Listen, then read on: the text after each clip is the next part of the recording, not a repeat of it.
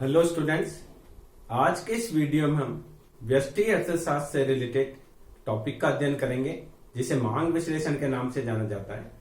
मांग विश्लेषण के बारे में पहले भी एक वीडियो अपलोड किया गया जिसमें हमने ये देखा कि मांग किसे कहा जाता है, व्यक्तिगत मांग वक्र क्या होता है, बाजार मांग वक्र किसे कहा जाता है। इसके अलावा मांग को प्रभावित करने वाले कारकों पर हमने चर्चा की थी। उसी क्रम में आज हम देखेंगे कि मांग का विस्तार और संकुचन क्या होता है, मांग में वृद्धि और कमी किस प्रकार से किसे कहा जाता है, मांग का नियम क्या होता है, उपयोगिता विश्लेषण की मांग के माध्यम से मांग का नियम बताना, और इसके अलावा हम ये भी देखेंगे कि मांग के नियम के अपवाद क्या है और मांग को इसके अलावा मांग का नियम है वो लागू होने के क्या क्या कारण है, इस पर हम विस्तार से चर्चा करेंगे। तो सबसे पहले हम देखते हैं मांग में विस्तार व संकुचन। तो देखिए, मांग में विस्तार व संकुचन,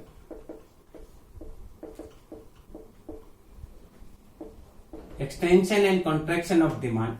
देखिए, मांग में विस्तार क्या है, कोई जैसे दूध है, दूध 40 रुपए किलो था और हम दूध लेते हैं मान लीजिए 2 किलो। अब दूध 10 घटकर 20 रुपए किलो हो गया, हम 5 किलो लेने लग गए क्योंकि पहले दूध लेते थे कम, अब सोचते हैं कि सस्ता हो गया तो हम मावा बना लेंगे, खीर बना लेंगे, पनीर बना लेंगे, खोया बना लेंगे। तो यहां देखिए, किसी भी वस्तु की कीमत में कमी से, देखिए कीमत थी 40 रुपए, इसको लेता हूं P2, मांगी जाने वाली मात्रा थी Q1, ये 2 kg दूध, कीमत 40 रुपए थी तो 2 किलो दूध लिया जाता था। जब कीमत 20 रुपए हो गई तो दूध 5 किलो लिया जा रहा है। ये हमने यहां लिखा दूध की मांग और इधर लिखी कीमत। तो यहां देखिए, पहले कंज्यूमर ए पर था, जब 40 रुपए किलो दूध था तो कंज्यूमर के द्वारा 2 किलो दूध ही खरीदा जाता था। जब दूध की कीमत घटकर 20 रुपए हो गई तो कंज्यूमर के द्वारा अब दूध की 5 किलो मात्रा ली जा रही है और पहले संतुलन ए बिंदु पर था, नया संतुलन बी बिंदु पर आ गया। तो ए से बी तक ये विचलन है, उसको बोलते हैं मांग में विस्तार। अर्थात किसी भी वस्तु की कीमत में कमी होने के फलस्वरूप मांगी जाने वाली मात्रा में जो परिवर्तन होता है, मांगी जाने वाली मात्रा जो बढ़ती है, उसे मांग में विस्तार की संज्ञा दी जाती है।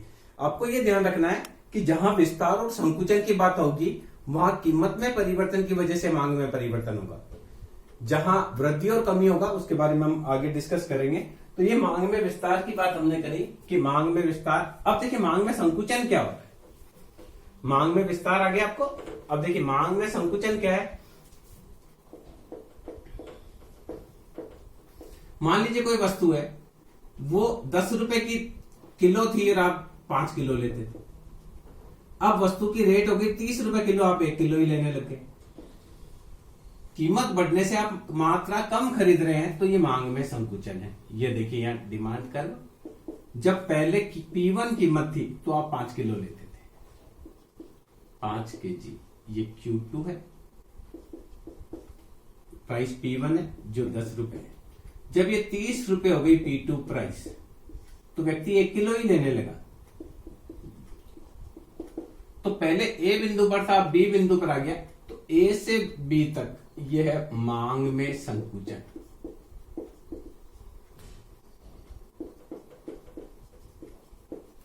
तो यह क्लियर हो जाएगा कि किसी वस्तु की कीमत में होने वाली वृद्धि से मांगी जाने वाली मात्रा जो घटती है उसको मांग में संकुचन की संज्ञा दी जाती है। अर्थात मांग में संकुचन भी कीमत में होने वाले परिवर्तन की वजह से होता है। अगर कीमत बढ़ेगी तो मांगी जाने वाली मात्रा घटेगी, तो मांग में संकुचन। यदि कीमत कम होती है तो मांगी जाने वाली मात्रा बढ़ेगी, उसको बोलेंगे मांग में विस्तार। तो कहने का तात्पर्य क्या है कि विस्तार और संकुचन में कीमत में परिवर्तन से होता है। तो इसको एक बार मैं और आपको बताता हूं। देखिए, ये पहला कर्व है, ये दूसरा कर्व, ये डिमांड, ये डिमांड। अब यहां देखिए, कीमत P2 थी, क्वांटिटी Q1 थी। कीमत घटी P1 हो गई तो क्वांटिटी बढ़ गई Q2 हो गई। पहले ए से बी पर आ गया, ये क्वांटिटी बढ़ी, तो इसको बोलेंगे विस्तार। यहां देखिए क्या है, पहले Q2 खरीदता था, कीमत P1 थी, कीमत बढ़कर P2 हुई तो मात्रा देखिए कीमत बढ़ी तो मात्रा घटी Q1 हो गई, और A से B पर आ गया, इधर जाएगा तो बोलेंगे संकुचन। एक और चीज ध्यान रखनी, क्योंकि जो भी विस्तार और संकुचन की बात होगी वो उसी मांग वक्र के एक बिंदु से, ऊपरी बिंदु से निचले वाले बिंदु पर आएंगे तो विस्तार होगा, निचले बिंदु से ऊपर की ओर जाएंगे तो संकुचन होगा। विस्तार व संकुचन में मांग वक्र वही रहेगा, नया मांग वक्र नहीं बनेगा, ये आपको ध्यान में रखना है। इसके बाद आपके कोर्स में है मांग में वृद्धि व कमी, उसके बारे में हम डिस्कस करते हैं। मांग में वृद्धि व कमी, increase and decrease in demand. जब कीमत में होने वाले परिवर्तन के अलावा अन्य किसी कारण से मांग में परिवर्तन होता है, चाहे पॉपुलेशन बढ़ने की वजह से मांग में परिवर्तन हो, चाहे आय में परिवर्तन होने की वजह से मांग में परिवर्तन हो, चाहे अन्य वस्तु की कीमतों में परिवर्तन होने की वजह से मांग में परिवर्तन हो, उपभोक्ता की रुचि बदल जाए, फैशन बदल जाए, रीति रिवाज बदल जाए, सरकारी नीति बदल जाए, सरकारी करारोपण बदल जाए, आयात निर्यात की परिस्थितियां बदल जाए, कुछ भी अन्य कारण, कीमत के अलावा किसी अन्य कारण से मांग में होने वाले परिवर्तन को मांग में वृद्धि व कमी की संज्ञा दी जाती है। तो देखिए मांग में वृद्धि क्या होती है।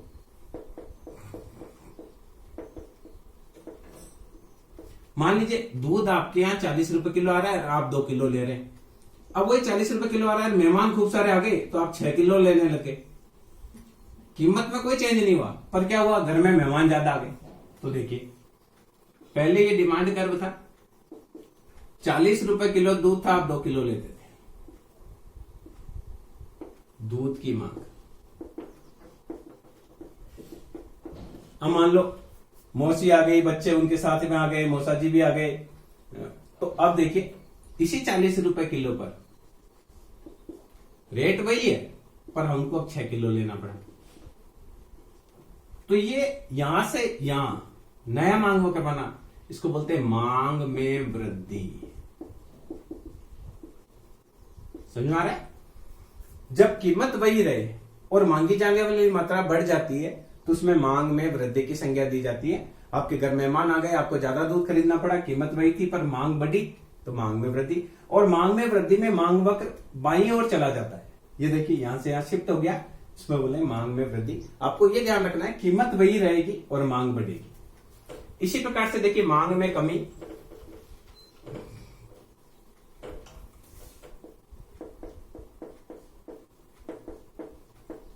देखिए कीमत वही 40 रुपए किलो है दूध, और आपके घर में दूध आता है मान लीजिए 5 किलो।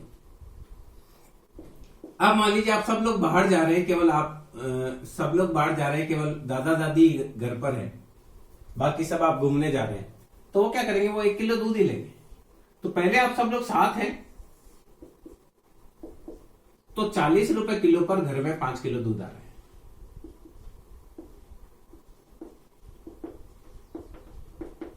अब आप लोग सब सोचे कि हम लोग घूम के आएंगे, जम्मू कश्मीर घूम के आएंगे 7 दिन, तो अब ऐसी स्थिति में उसी 40 रुपए किलो पर दादा दादी बोलेंगे हमको तो 1 किलो ही दूध चाहिए, कीमत वही है पर मांग घट गई।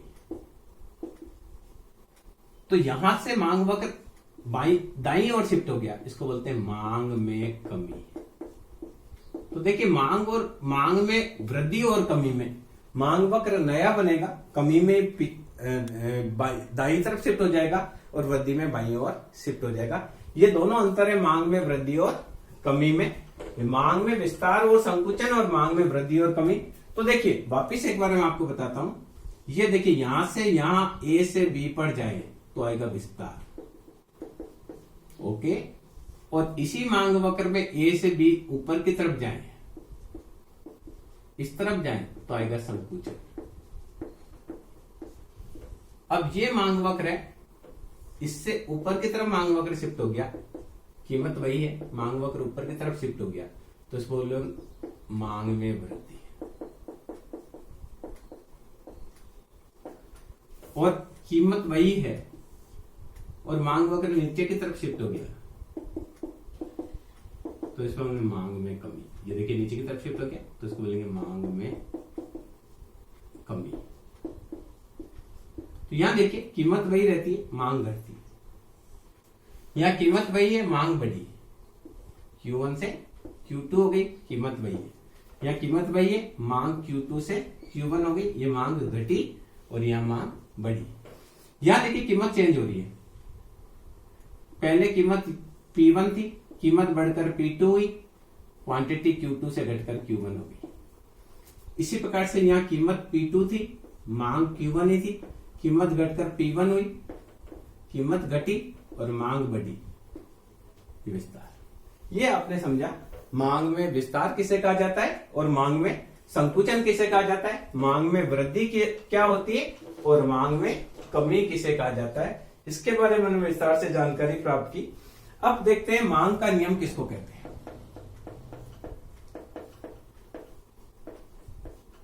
मांग का नियम पहले से भी हम चर्चा कर चुके हैं। अन्य बातें समान रहने पर किसी वस्तु की कीमत में होने वाली वृद्धि के साथ मांगी जाने वाली मात्रा गिरती है और किसी वस्तु की कीमत में होने वाली कमी के साथ मांगी जाने वाली मात्रा बढ़ती है। इसे ही मांग का नियम कहा जाता है।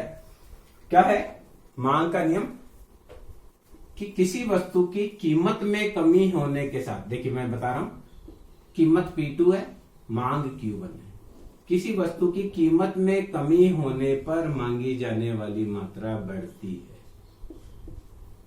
कीमत में कमी होने पर मांगी जाने वाली मात्रा बढ़ती है व कीमत में वृद्धि, यहां देखिए इसी में बता रहा हूं, कीमत में वृद्धि, कीमत में वृद्धि होने पर मांगी जाने वाली मात्रा घटती है। इसे ही मांग का नियम कहते हैं। तो देखिए कीमत घटी तो मांग बढ़ी और कीमत बढ़ी तो मांग घटी। ये अलग से भी मैंने आपको करके बताया हुआ है अभी, मांग में विस्तार और संकुचन। तो मांग का नियम क्या कहता है? अन्य बातें समान रहने पर किसी भी वस्तु की कीमत में होने वाली वृद्धि के साथ उस वस्तु की मांगी जाने वाली मात्रा घटती है। जैसे जैसे कोई वस्तु की कीमत बढ़ती है तो उसकी मांगी जाने वाली मात्रा घटती चली जाती है। आप देखिए शुरू में कीमत है 2 रुपए, तो कंज्यूमर ले रहा है मान लीजिए 10, 5 रुपए हो जाती है तो ये 6 ही लेता है, 10 रुपए हो जाती है 4 ही लेता है, अगर ये 20 रुपए हो जाती है 2 ही लेता है और 50 रुपए हो जाती है तो लेना बंद कर देता है। तो मांग का नियम क्या बताता है? किसी वस्तु की कीमत में होने वाली वृद्धि के साथ मांगी जाने वाली मात्रा गिरती है। 2 रुपए से 5 रुपए की मांग गिरी, फिर 5 रुपए से 10 रुपए की मांग और गिरी, 10 रुपए से 20 रुपए हो गई कीमत तो मांग और गिरी। और उल्टा भी है। उल्टा कैसे? कि मान लीजिए कीमत है, कीमत बढ़ रही है, यहां कीमत बढ़ रही है, कीमत घटे, जैसे मान लीजिए 50 रुपए कीमत है तो ये लेता ही नहीं था, कीमत घटकर 20 रुपए हो गई तो ये 2 लेने लग गया, कीमत घटकर 10 रुपए हो गई तो 4 लेने लग गया, 5 रुपए रह गई तो 6 लेने लग गया, 2 रुपए रह गई तो 10 लेने लग गया। तो मांग का नियम क्या कहता है? किसी भी वस्तु की कीमत में होने वाली कमी के साथ मांगी जाने वाली मात्रा बढ़ती है और कीमत में होने वाली वृद्धि के साथ मांगी जाने वाली मात्रा घटती है। इससे ही मांग के नियम की संज्ञा दी जाती है। अब देखिए मांग का नियम और सीमांत उपयोगिता की हम तुलना करके बताते हैं आपको कि किस प्रकार से मांग का नियम और सीमांत उपयोगिता में आपस में संबंध है।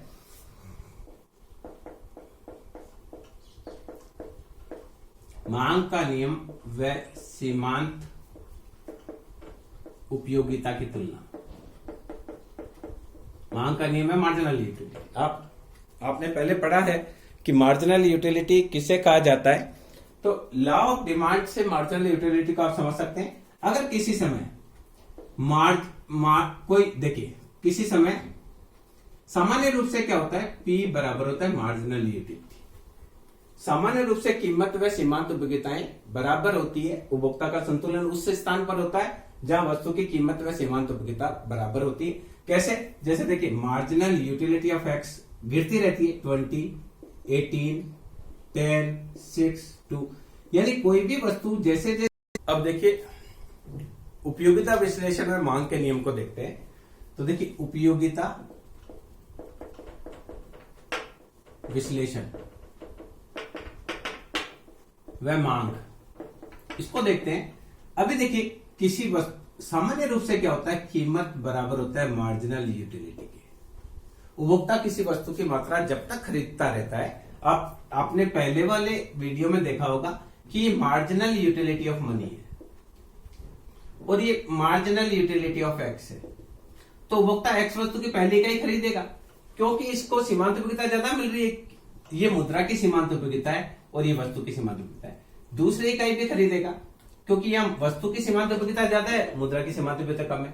तीसरी इकाई को भी खरीदेगा, यहां तक खरीदेगा जहां तक कि कीमत बराबर मार्जिनल यूटिलिटी ऑफ एक्स नहीं हो जाए, तब तक वो वस्तु को खरीदता रहेगा, क्योंकि कीमत बराबर है मार्जिनल यूटिलिटी ऑफ मनी।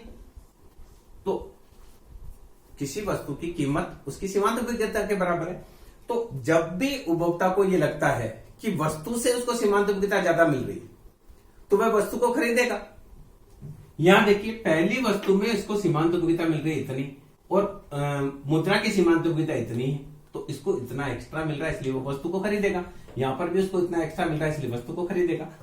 पहली वस्तु खरीदेगा, दूसरी वस्तु खरीदेगा, 4 वस्तु तक खरीदता रहेगा। एक्स वस्तु की 4 इकाइयां वो खरीदेगा।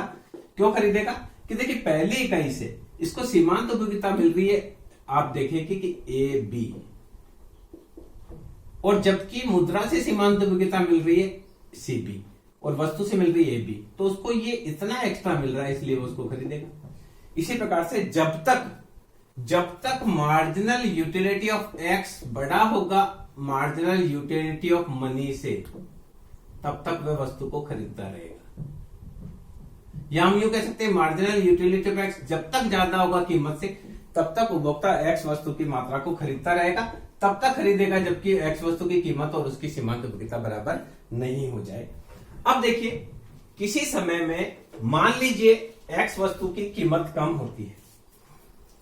अगर प्राइस ऑफ एक्स कम होती है तो उपभोक्ता को मार्जिनल यूटिलिटी एक्स वस्तु से ज्यादा मिलने लग जाती है प्राइस से, क्योंकि एक्स वस्तु सस्ती होती है। तो सस्ती होने की वजह से उपभोक्ता की सीमांत उपयोगिता ज्यादा हो जाती है कीमत की तुलना में ज्यादा हो जाती है। अभी जस्ट हमने एक कर्व देखा तो इसमें देखा ये मार्जिनल यूटिलिटी ऑफ मनी है और ये मार्जिनल यूटिलिटी ऑफ एक्स, तो यहां संतुलन है दोनों का। अब एक्स वस्तु अगर सस्ती हो जाती है तो ये मार्जिनल यूटिलिटी ऑफ मनी गिर गया। तो यहां देखिए, यहां उपभोक्ता को ये एक्स्ट्रा मिल जाता है, ये पार्ट जो है।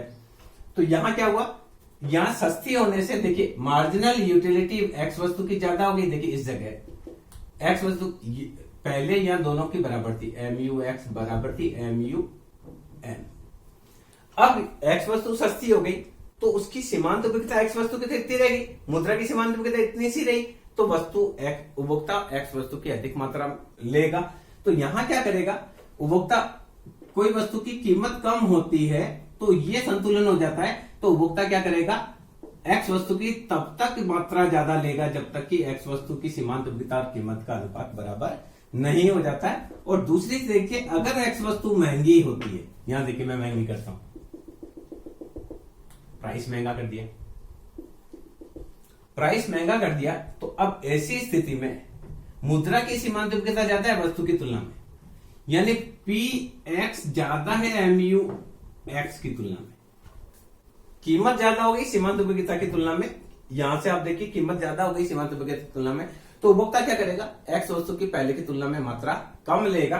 तो सीमांत उपयोगिता के आधार पर भी यह कह सकते हैं कि अगर एक्स वस्तु महंगी होगी तो उपभोक्ता महंगी वस्तु को पहले की तुलना में कम खरीदेगा, क्योंकि वस्तु महंगी होने पर उसकी कीमत व सीमांत कीमत जो होती है वो ज्यादा हो जाती है एक्स वस्तु की सीमांत उपयोगिता की तुलना में, इसलिए उपभोक्ता उस वस्तु की मात्रा को कम खरीदना पसंद करता है। यदि एक्स वस्तु सस्ती होती है तो एक्स वस्तु की सीमांत उपयोगिता ज्यादा हो जाती है उस वस्तु की कीमत की तुलना में, इसलिए एक उपभोक्ता क्या करता है, एक्स वस्तु की मात्रा ज्यादा लेता है। ये एक मैंने बेस बताया कि सीमांत उपयोगिता क्या होती है। जब सीमांत उपयोगिता का वीडियो आप देखेंगे तो आप ये पूरा समझ में अच्छे से आपको आ जाएगा, जो कि सेकंड चैप्टर में है, उसका आप वीडियो देखेंगे तो ये चीज आपको और ज्यादा क्लियर हो जाएगी। दूसरी चीज देखिए, मान लीजिए उपभोक्ता एक्स वस्तु है 2 रुपए की और वाई वस्तु है 1 रुपए की, और मार्जिनल यूटिलिटी ऑफ एक्स दे रखा है, वो एक्स दे रखा है मान लीजिए यहाँ 20, 24, 28, इसके बाद यहाँ 16, 8, 3, ये एक्स वस्तु की विभिन्न इकाइयों से सीमांत उपयोगिता मिल रही। और y वस्तु की विभिन्न इकाइयों से जो सीमांत उपयोगिता मिलती है उसको आप देखेंगे। तो y वस्तु की विभिन्न इकाइयों से जो सीमांत उपयोगिता मिलती है,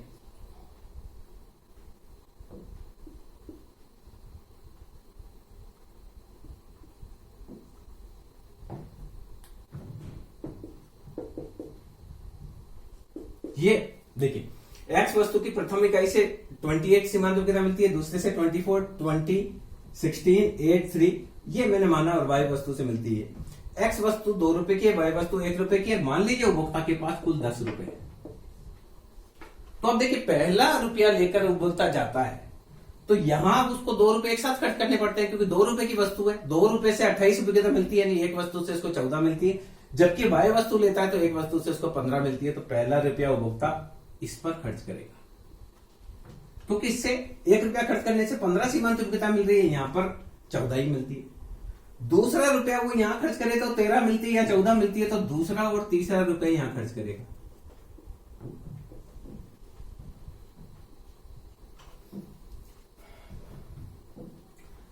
चौथा रुपया यहां खर्च करे तो 12 मिलती है, क्योंकि 2 रुपए एक साथ खर्च करने पड़ते हैं, 24 मिलती है। तो 1 रुपए से 12 मिलती है, जबकि यहां करे तो 13 मिलती है, तो वो चौथा रुपया यहां खर्च करेगा। पांचवें में यहां 11 मिलती है, जबकि पांचवा छठा यहां खर्च करेगा, क्योंकि यहां 12 मिल रही है। इसी प्रकार से 7वां रुपए में यह 11 सीमांत उपयोगिता मिलती है, तो वो यहां खर्च करेगा, क्योंकि यहां 10 ही मिलती है। और 8वां 9वां रुपया यहां खर्च करेगा, और 10वां रुपया यहां खर्च करेगा। ये उल्टा भी कर सकता है, 8वां यहां, 9वां 10वां यहां। अब देखिए, x वस्तु की अंतिम इकाई से प्राप्त सीमांत उपयोगिता 20 है, y वस्तु की अंतिम इकाई से प्राप्त सीमांत उपयोगिता 10 है। तो यहां देखिए, मार्जिनल यूटिलिटी ऑफ x बटे प्राइस ऑफ x बराबर होना चाहिए मार्जिनल यूटिलिटी ऑफ y बटे प्राइस ऑफ y। तो x वस्तु की अंतिम इकाई से प्राप्त सीमांत उपयोगिता 20, वस्तु है 2 रुपए की, इसकी अंतिम इकाई से प्राप्त सीमांत उपयोगिता 10, वस्तु है 1 रुपए की, तो 10 बराबर 10, ये क्लियर हो गया। दूसरी चीज, इनकम बराबर होना चाहिए price of x Guna quantity of x plus price of y Guna quantity of y। x वस्तु 2 रुपए की है, इसने ली 3, y वस्तु 1 रुपए की है, इसने ली 4, तो कुल मिलाकर 6 प्लस 4, तो ये हुए 10। इनकम इसकी वास्तव में 10 रुपए, ये पूरी चीज क्लियर हो गई। तो ये उपभोक्ता के संतुलन की स्थिति है। इसके बारे में जो दूसरा चैप्टर है उसमें विस्तार से चर्चा की गई है। यहाँ थोड़ा सा आपको बीच में एक संदर्भ आ गया, तो इसके बारे में बताया गया है, आप वो वीडियो देख सकते हैं। और अगर अभी वो अपलोड नहीं हुआ तो फ्यूचर में जब अपलोड होगा आप देख सकते हैं उसको। दूसरी चीज आप देखिए, अगर किसी समय marginal utility of x upon price of x बड़ा है marginal utility of y upon price of y, तो ऐसी स्थिति में उपभोक्ता x वस्तु के उपभोग को बढ़ाएगा, y वस्तु से पैसा निकालकर x वस्तु में लगाएगा, और तब तक लगाता रहेगा जब तक marginal utility of x upon price of x बराबर नहीं हो जाती marginal utility of y upon price of y। इसी प्रकार से अगर ऐसा है, उल्टा है ये, तो x वस्तु से पैसा निकालकर y वस्तु में तब तक लगाएगा जब तक कि ये दोनों बराबर नहीं हो जाए। तो ये मांग विश्लेषण ये बताता है कि अगर किसी वस्तु की कीमत कम होती है तो उपभोक्ता की सीमांत उपयोगिता बढ़ जाती है उस वस्तु के लिए, और सीमांत उपयोगिता बढ़ जाने से उपभोक्ता उस वस्तु की पहले की तुलना में अधिक मात्रा खरीदता है। और यदि किसी वस्तु की कीमत बढ़ जाती है तो सापेक्षिक रूप से उपभोक्ता की सीमांत उपयोगिता उस वस्तु के लिए घट जाती है, तो उपभोक्ता उस वस्तु की पहले की तुलना में कम मात्रा खरीदना चाहता है। ये हमने बात करी। अब देखिए, मांग के नियम के लागू होने के कारण हम इन पे चर्चा करते हैं।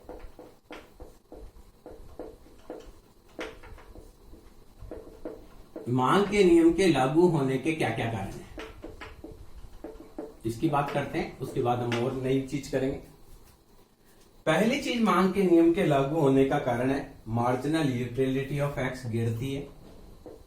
अगर किसी वस्तु की प्राइस ऑफ x गिरती है तो x वस्तु की सीमांत उपयोगिता जो है, जैसे जैसे कोई वस्तु की सीमांत उपयोगिता गिरती हुई होती है, आप देखिए हम क्या करते हैं, बाजार में कोई वस्तु लेने जाते हैं, तो अगर मटर है, मटर 20 रुपए पाव है, तो हम क्या कहेंगे, आधा किलो 35 रुपए का देना है क्या, यानी हम पहले पाव के लिए हमारी सीमांत उपयोगिता ज्यादा है तो हम उसके लिए 20 रुपए देने के लिए तैयार है।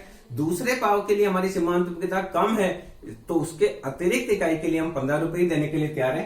तो ये सीमांत उपयोगिता यूं गिरती हुई होती है। अभी मैंने बताया था 28, 28, 24, फिर 20 हो गई, फिर 16 हो गई, 8 हो गई, 3 हो गई, 1। यानी जैसे जैसे किसी वस्तु की मात्रा बढ़ती है उसकी सीमांत उपयोगिता गिरती चली जाती है।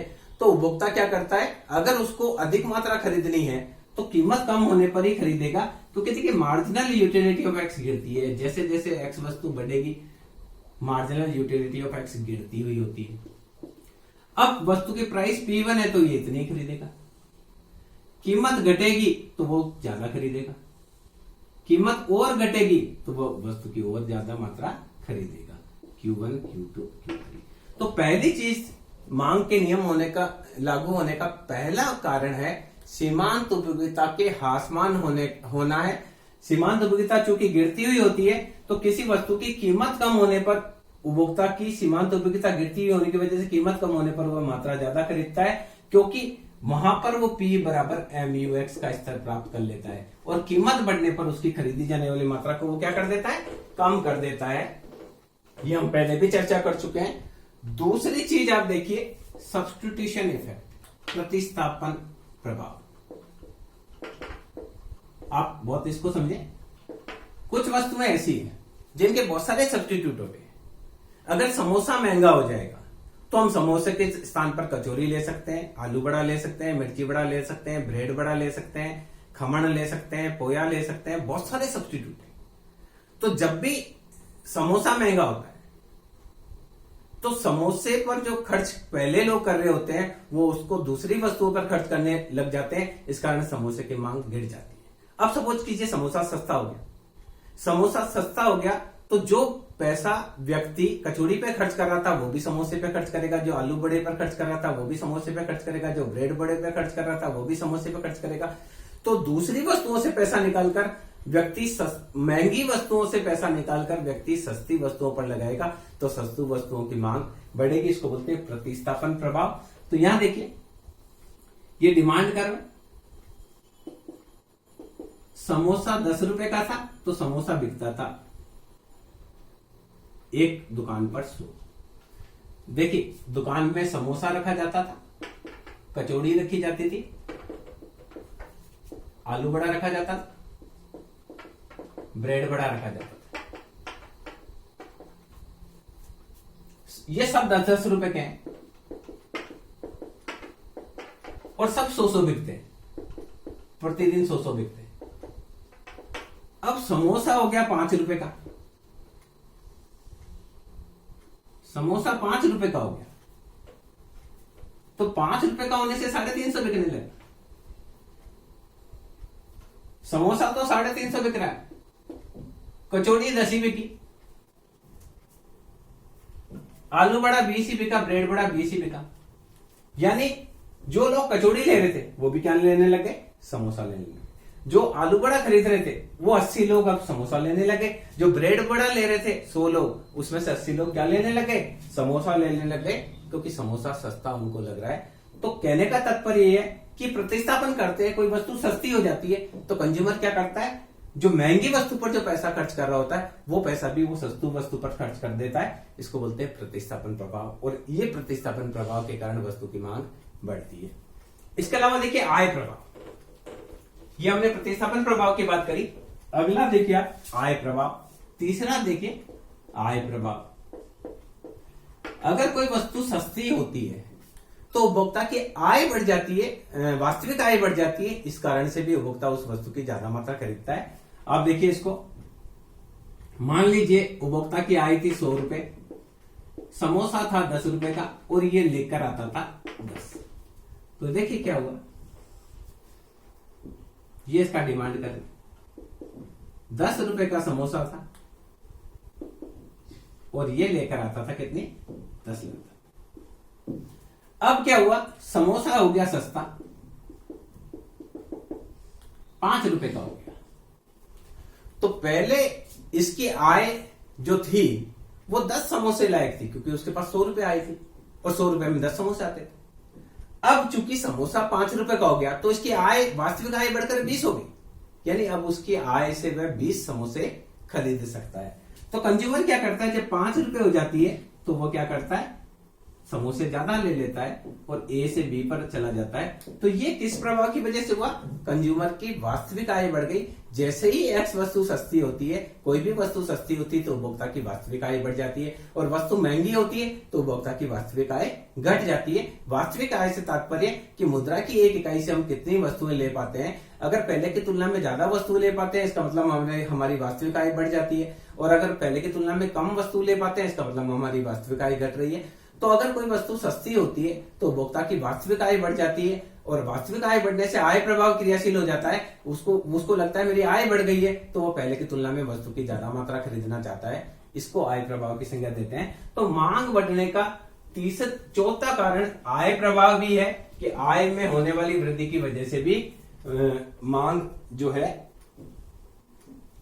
इनकम इफेक्ट की वजह से भी मांग बढ़ती है। इसके अलावा देखिए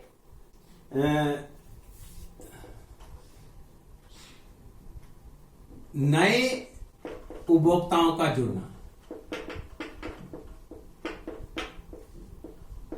देखिए कोई वस्तु, देखिए एप्पल 200 रुपए किलो है,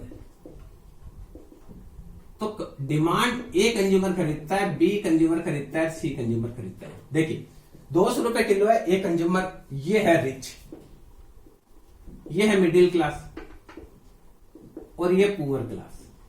ओके, 200 रुपए किलो एप्पल है तो अमीर आदमी 5 किलो ले लेता है, गरीब मिडिल क्लास 1 किलो ले लेता है, गरीब लेता ही नहीं। अब ये 100 रुपए किलो हो जाती है, तो ये तो लेता है 10 किलो, ये भी लेता है 5 किलो, और ये भी लेता है 2 किलो। तो देखिए नए कंज्यूमर जुड़ जाते हैं। पहले वाला कंज्यूमर तो ज्यादा ले रहा है कीमत प्रभाव की वजह से, पर जब वस्तु सस्ती होती है तो कई नए कंज्यूमर आकर उस वस्तु को खरीदने लग जाते हैं, उसकी वजह से भी वस्तु की मांग बढ़ जाती है। और वस्तु महंगी हो जाती है तो कुछ कंज्यूमर खरीदते रहते हैं और कुछ कंज्यूमर उसको छोड़कर चले जाते हैं। इसको यूं समझिए कि देखिए एक बार इसको वापस समझिए। सपोज कीजिए एप्पल है 500 रुपए किलो, 500 रुपए किलो पर रिच आदमी 2 किलो लेता है, मिडिल क्लास लेता ही नहीं है, पुअर ज्यादा लेता ही नहीं। अब एप्पल का रेट गिरकर 200 रुपए हो जाता है तो रिच आदमी 5 किलो लेता है, एक नया कंज्यूमर जुड़ जाता है, 2 किलो ये भी लेने लग जाता है, पुअर अभी लेता ही नहीं। जब ये 100 रुपए किलो हो जाती है तो रिच आदमी 10 किलो लेता है, मिडिल क्लास 5 किलो लेता है, पुअर आदमी भी 2 किलो ले लेता है। यानी किसी वस्तु की कीमत कम होती है तो नए कंज्यूमर उसमें जुड़ जाते हैं, और कीमत बढ़ती है तो कुछ कंज्यूमर छोड़कर चले जाते हैं। तो नए कंज्यूमर के जुड़ने की वजह से भी वस्तु की मांग बढ़ जाती है। मटर जब 20 रुपए किलो हो जाते हैं तो लगभग सभी लोग मटर खरीदते हैं। जब मटर 80 रुपए किलो होते हैं तो कुछ लोग मटर खरीदते हैं, समाज के 10% लोग मटर खरीदते हैं या 5% लोग मटर खरीदते हैं। 95% लोग 80 रुपए किलो पर मटर को नहीं खरीदते हैं। पर जैसे ही मटर 40 रुपए किलो हो जाता है, समाज के लगभग 80% लोग मटर खरीदने लग जाते हैं, और जब मटर 20 रुपए किलो हो जाता है तो लगभग 100% लोग ही मटर खरीदने लग जाते हैं। तो कई बार कीमत कम होने पर नए कंज्यूमर जुड़ जाते हैं, और कीमत बढ़ने पर कुछ कंज्यूमर छोड़कर चले जाते हैं। इस कारण भी मांग में परिवर्तन होता है। इसके अलावा देखिए वस्तु के विभिन्न प्रयोग, एक और मैं आपको बताऊंगा वस्तु के विभिन्न प्रयोग।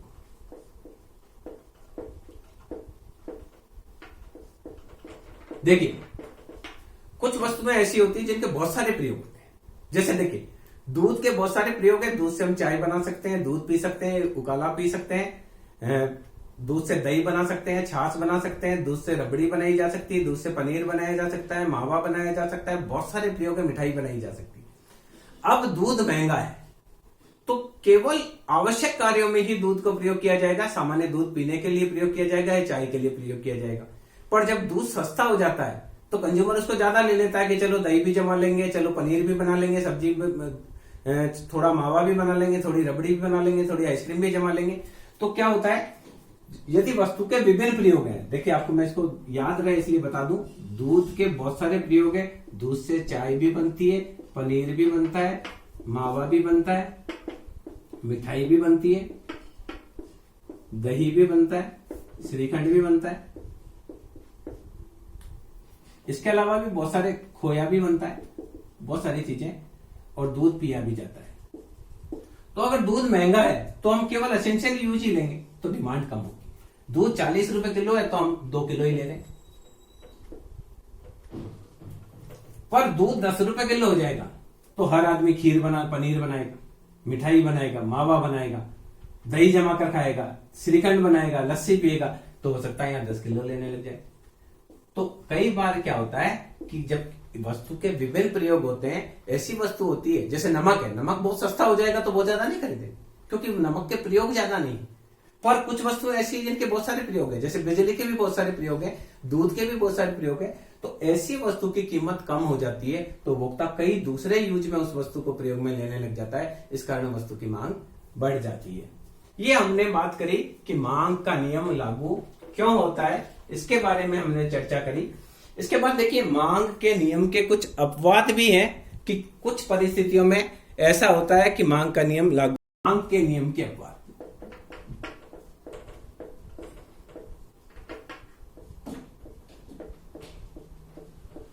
देखिए कुछ स्थिति में मांग का नियम लागू नहीं होता है, इसके बारे में भी हम इसमें डिस्कस कर लेते हैं। पहली मांग के नियम का अपवाद का मतलब है जहां मांग का नियम नहीं लगता। पहली जगह गिफिन वस्तु, सर रॉबर्ट गिफिन नाम के एक इकोनॉमिस्ट हुए, उन्होंने ये देखा कि कुछ समाज में ऐसी वस्तु है जो सस्ती होने पर ज्यादा बिकती है, महंगी होने पर, सस्ती होने पर कम बिकती है और महंगी होने पर ज्यादा बिकती है। तो उन्होंने ये देखा कि मांग का नियम का उल्टा चलता है। उन्होंने इसको सबसे पहले बताया, इसलिए इनको गिफिन वस्तुओं की संज्ञा दी जाती है। सामान्य रूप से घटिया वस्तु जो होती है उनमें क्या होता है, जब वह सस्ती हो जाती है तो लोग उसमें से जो पैसा बचता है उसको प्रयोग दूसरी वस्तु में करते हैं, अच्छी वस्तु में करते हैं, तो वो कम बिकती है। और जब वो महंगी हो जाती है तो मजबूरी में ज्यादा लेते हैं। मैं इसको एक एग्जांपल देके बताऊं कि एक परिवार है, मान लीजिए ए परिवार है, उनको 100 रुपए ही खर्च कर सकते हैं दिन भर में। कितने रुपए खर्च कर सकते हैं? शाम के खाने पर 100 रुपए खर्च कर सकते हैं। अब ये परिवार क्या करता है, ये परिवार 90 रुपए का तो मीट लेता है और 10 रुपए की ब्रेड लेता है। ब्रेड 10 रुपए की है और मीट 90 रुपए का है, और ये शाम का भोजन कर लेता है। अब क्या है, ब्रेड महंगी हो गई, ब्रेड महंगी होकर हो गई 30 रुपए की। अब परिवार के पास इतने पैसे नहीं है। देखिए मान लीजिए 80 रुपए की ब्रेड, ये 90 रुपए की, ठीक है। अब मान लीजिए परिवार के पास इतने पैसे नहीं है कि 120 रुपए खर्च कर पाए, क्योंकि ब्रेड 30 रुपए की, ब्रेड जो है वो ब्रेड अब नहीं हो गई है। सपोज कीजिए ये ब्रेड 30 रुपए की हो गई है या 35 रुपए की हो गई है। अब इनके पास इतने पैसे नहीं है कि शाम के भोजन पर ही 125 रुपए खर्च कर पाए, क्योंकि ब्रेड 35 रुपए की हो गई है। तो अब नई परिस्थिति में उन्होंने देखा कि गरीब आदमी क्या करता है, 2-3 ब्रेड लेता है और अपना शाम का भोजन करता है, मीट को हटा देता है, क्योंकि उनको 1 किलो मीट और ये आधा किलो ब्रेड थी। पहले क्या थी, आधा किलो ब्रेड 1 केजी मीट था। अब ये क्या करते हैं, पूरे 1.5 किलो ही ब्रेड ही लेते हैं, क्योंकि जबकि ब्रेड मीट की तुलना में घटिया वस्तु है, पर ब्रेड की कीमत बढ़ने पर कितनी खरीदी जा रही है, 3 खरीदी जा रही है। जबकि 10 रुपए की ब्रेड थी तो 1 ही खरीदी जा रही थी। यहां देखिए, ब्रेड जब 10 रुपए की थी तो 1 ही बिकती थी, और जब 35 रुपए की हो गई तो ब्रेड बिकने लग गई 3। तो ये बताता है, मांग के नियम का उल्टा बताता है, क्योंकि कीमत बढ़ने पर मात्रा ज्यादा खरीदी जा रही है।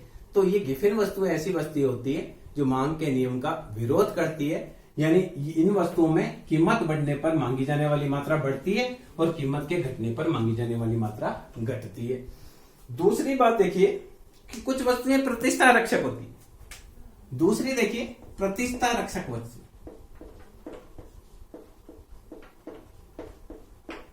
जैसे सोना है, हीरे है, जवाहरात है, लग्जरी गाड़ियां हैं। इनमें लोग इसलिए खरीदते हैं कि उनका स्टेटस बनता है, समाज में उनकी इज्जत बढ़ती है कि इनके पास इतना पैसा है। तो ऐसी वस्तुएं जब महंगी होती है तो ज्यादा बिकती है, सस्ती होती है तो कम बिकती है। हीरा जब महंगा हो जाता है तो ज्यादा बिकता है, क्योंकि हर आदमी को स्टेटस सिंबल लगता है, पर अगर हीरा सस्ता हो जाता है तो लोग उसको कम खरीदना पसंद करते हैं। ऐसे ही लग्जरी गाड़ियां लोग इसलिए नहीं खरीदते हैं कि उनको आवश्यकता है, वो उनके स्टेटस के लिए होती है।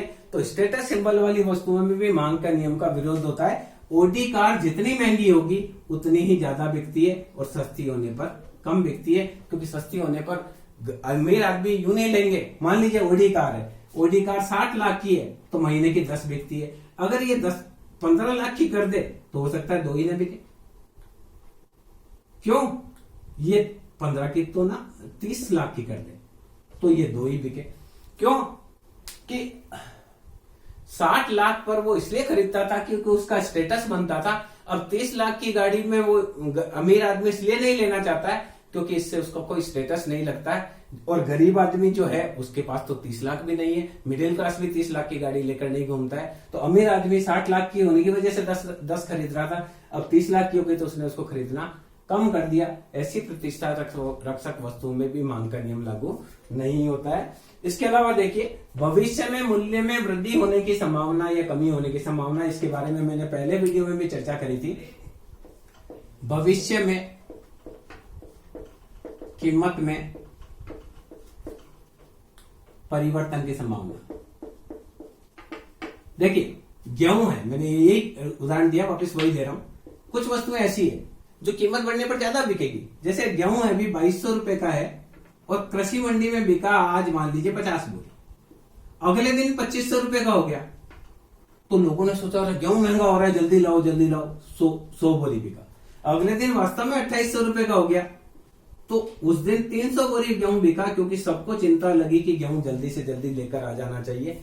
तो अगर कोई वस्तु की भविष्य में और कीमत बढ़ने की संभावना होगी तो कीमत बढ़ने पर भी मात्रा ज्यादा खरीदी जाएगी, और किसी वस्तु की भविष्य में और कीमत घटने की संभावना होगी तो कम कीमत पर भी उसकी मात्रा कम खरीदी जाएगी। एक शेयर 600 रुपए का था, दिन भर में बिका 100, अगले दिन 500 का हो गया तो 50 ही बिका। लोग सोच रहे हैं और सस्ता होगा तब खरीदेंगे, अगले दिन वास्तव में 400 का हो गया तो 10 लोगों ने खरीदा, अगले दिन 300 का हो गया तो कोई खरीदने वाला ही नहीं मिला, क्योंकि हर आदमी क्या सोच रहा है, और सस्ता होगा तब लेंगे, हो सकता है 200 होगा तब लेंगे। इस प्रकार से भविष्य में कीमत में होने वाले परिवर्तन की अगर आशा होती है तो मांग का नियम नहीं लगता है, क्योंकि मांग का नियम तो यह कहता है कि कीमत घटेगी तो मांग बढ़ेगी। पर होता क्या है कि शेयर सस्ता भी हो रहा होता है तो लोग इसको नहीं खरीदते हैं कि और सस्ता होगा, या गेहूं महंगा होता जा रहा था तो भी ज्यादा से ज्यादा खरीद रहे थे क्योंकि लोगों को ये डर था कि और ज्यादा महंगा नहीं हो जाए। इसके अलावा देखिए, कुछ वस्तुएं ऐसी है, इसके अलावा देखिए कुछ वस्तुएं अनिवार्य है। एक अज्ञानता की स्थिति की भी हम बात कर लेते हैं। कई बार कंज्यूमर में क्या होती है, अज्ञानता की स्थिति होती है। कंज्यूमर ये समझता है कि जो वस्तु महंगी है वो अच्छी है, सस्ती है तो खराब है। द्वितीय विश्व युद्ध के समय एक किताब छपी, वो किताब युद्ध से रिलेटेड टॉपिक की थी और वो 2 सेंट में किताब बेची गई तो उसकी केवल 2 लाख प्रतियां बिकी, केवल 20,000 प्रतियां बिकी, क्योंकि सबने सोचा कि 2 सेंट में कौन सी किताब आती होगी। द्वितीय विश्व युद्ध समाप्त हुआ और इस किताब को 2 पाउंड में बेचा गया, जो कि करीब 100 गुना मूल्य था, तो उसकी 10 लाख प्रतियां बिकी। क्योंकि कई बार कंज्यूमर अज्ञानता की स्थिति में होता है, वो सोचता है वस्तु महंगी है तो अच्छी है, सस्ती है तो खराब है। तो कुछ वस्तुएं ऐसी होती है जो कीमत बढ़ने पर ज्यादा बिकती है, कीमत घटने पर कम बिकती है, क्योंकि कंज्यूमर में उस वस्तु के बारे में अज्ञानता की स्थिति होती है और कंज्यूमर ये मानता है कि वस्तु सस्ती है तो खराब है। इसके अलावा अनिवार्य वस्तुएं हैं, जैसे रोटी है, कपड़ा है, मकान है, इसके बारे में भी हम चर्चा कर लेते हैं। कुछ वस्तुएं ऐसी है जो कितनी भी महंगी हो जाए, दूध देखिए, दूध 10 रुपए लीटर था तो भी 2 किलो लेना पड़ता था, 20 रुपए लीटर हुआ तो भी 2 किलो लेना पड़ता है, 40 रुपए लीटर हो गया तो 2 किलो लेना पड़ रहा है, क्योंकि अनिवार्य वस्तु है। गेहूं कितना भी महंगा हो जाए हमको उतना लेना ही। तो मांग के नियम का तो विरोध है। मांग का नियम तो कहता है कीमत बढ़ने पर मांग घटनी चाहिए, पर नहीं घट रही है, क्योंकि वस्तु अनिवार्य है। हमको दूध चाहिए ही चाहिए, सब्जी चाहिए ही चाहिए, गेहूं चाहिए, कितना भी महंगा होगा तो गेहूं लेंगे हम। पेट्रोल में कटौती कर सकते हैं, कपड़ों में कटौती कर सकते हैं, बिजली में कटौती कर सकते हैं, और किसी चीज में कटौती कर सकते हैं, पर गेहूं जो है वो अनिवार्य है, दूध अनिवार्य है, कपड़ा अनिवार्य है। तो अनिवार्य वस्तुओं में भी मांग का नियम नहीं लगता है। ये महंगी होती है तो भी कंज्यूमर खरीदता है, सस्ती होती है तो भी उतनी ही खरीदता है। तो इस प्रकार से हमने इस वीडियो में मांग के नियम के अपवाद के बारे में भी चर्चा करी और मांग के नियम के लागू होने के कारण के बारे में भी विस्तार से चर्चा करी। मैं समझता हूँ इस वीडियो के माध्यम से आप उस पूरे चैप्टर को अच्छे से समझ पाएंगे। यदि फिर भी आपको कोई समस्या हो तो आप नीचे चैट बॉक्स में आप मेरे मोबाइल नंबर पर आप व्हाट्सअप कर सकते हैं, या चैट बॉक्स में आप लिख सकते हैं। आपकी कोई भी समस्या होगी तो उसको नेक्स्ट वीडियो में हम समाधान करने का प्रयास करेंगे। ये हमारा पहला प्रयास है कि जो राजस्थान बोर्ड में 12th में स्टूडेंट हैं, जिनको सामान्य रूप से जिनके लिए कोई वीडियो नहीं बनाता है, क्योंकि वीडियो यह देखकर बनाए जाते हैं कि बहुत सारे बच्चे होंगे तो वीडियो देखेंगे, हमने ऐसे बच्चों के लिए वीडियो बनाने का प्रयास किया है जो कहीं ट्यूशन नहीं कर सकते हैं, आर्थिक रूप से कमजोर है। वो इस प्रकार इस वीडियो को देखकर मेरे साथ इकोनॉमिक्स समझ सकते हैं। कोई भी समस्या होगी तो मैं आपके समाधान के लिए तत्पर हूँ। Thank you.